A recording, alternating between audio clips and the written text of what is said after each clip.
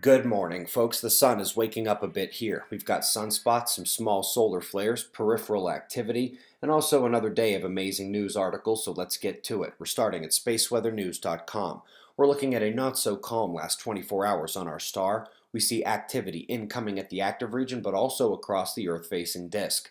Northern filament collapsed this morning, and as the smaller flares kicked in, the plasma filament on the south whipped around the quadrant, and upon its descent, triggered another plasma filament motion through the southern Earth-facing latitudes. It does seem that the release of the filament propelled a short uptick within the region itself, able to crack up to B-class flare range and even briefly into C-class, and which has a fair amount of size to the spots and numerous umbra, but I can say that there is a bit more spread between the lead and trailing umbras than it appeared yesterday, which matters because the magnetism appears to be split that way as well. Let's come to the solar wind, where the slightest of intensifications is underway, but the telemetry is nothing scary. This is more of a shifting profile than a true impact shock wave. Nothing going on geomagnetically as of yet, and little is expected. Tough to say if these coronal holes will have the equatorial IMF reach to affect our planet, at least more than the weak impacts we've seen of late. The only lithospheric note for the last day is an uptick swarm that hit Taiwan, got as high as 6.1 before backing off in the latter half of the day. Suppose we'll also mention North Atlantic refuses to settle down from Iceland to Greenland, definitely an uptick there.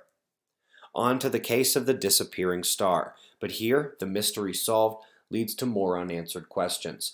They have come to believe that an eclipsing binary is acting on the visibility here, but the problem is that none of the three mainstream binary formation mechanisms allows this particular relationship and particular pattern.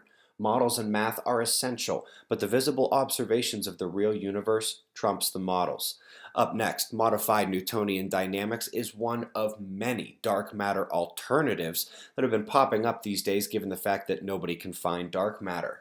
This one plays off our recent story about dwarf satellite galaxies in the Milky Way, Andromeda, and Centaurus A. You'll remember the observations here didn't support dark matter models, and so now we have a paper immediately taking notice of the dark matter debunking, and this is the tenacity and urgency we need to see among physicists these days. Up next, the awesome Araquari star. Well known for its beauty and its cosmic jet blasting through the structure, this Chandra time-lapse focusing on the X-ray component of the composite wowed us all a few years ago. Now it has received its highest resolution imaging ever. The ways in which we are able to see the fine structure of the cosmic jet are now indescribably telling of its dynamics. Amazing shots in that paper. But there's something else while we're here on this star and its imagery. The primary aesthetically beautiful visible structure is the cosmic jet blasting through what looks like a ring. Not unlike the dust ring recently found around another system of note, one can't help but wonder if there is a similar dust belt around Araquari as well, something to keep an eye on. Folks, those upgrades and the increase in the price of the disaster prediction app is at hand. If you are hoping to get it at the cheaper rate, definitely got to do it now.